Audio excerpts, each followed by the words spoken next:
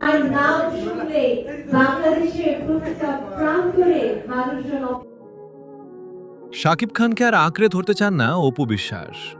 দীর্ঘ প্রতীক্ষা আর অবহেলার পর এবার নিজের গন্তব্য খুঁজে নিতে একলা পথেই হাঁটতে শুরু করেছেন তিনি।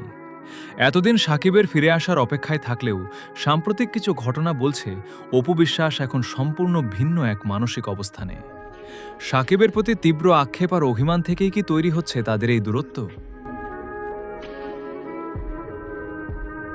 সম্প্রতি সামাজিক যোগাযোগ মাধ্যমে প্রধানমন্ত্রী তারেক রহমানের একটি ভিডিও ব্যাপক আলোচনার জন্ম দিয়েছে।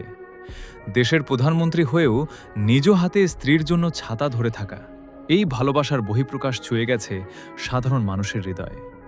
সেই ভিডিওটি শেয়ার করে গভীর শ্রদ্ধা জানিয়েছেন অপু বিশ্বাস। তিনি মূলত বোঝাতে চেয়েছেন, ক্ষমতার শীর্ষে থেকেও একজন স্বামী তার স্ত্রীর প্রতি কতটা যত্নশীল হতে পারেন, যা আক্ষরিক অর্থেই বিরল।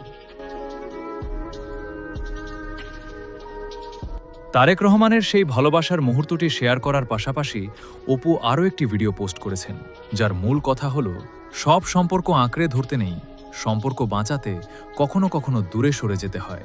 সব সময় সব সম্পর্ক আঁকড়ে ধরতে নেই, সম্পর্ক বাঁচাতে কখনো কখনো দূরে। নেটিজেনরা মনে করছেন এটি সরাসরি শাকিব খানের প্রতি এক নীরব প্রতিবাদ।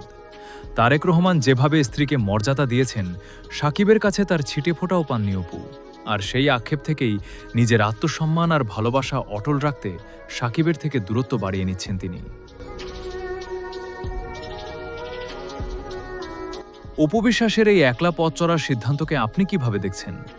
তারেক রহমানের মতো এমন যত্নশীল স্বামী কি প্রতিটি নারীর অধিকার নয়? একই সঙ্গে অপু বিশ্বাসের এমন আক্ষেপের পরে সাড়া দেবেন কি শাকিব খান? জানিয়ে দিন কমেন্ট বক্সে।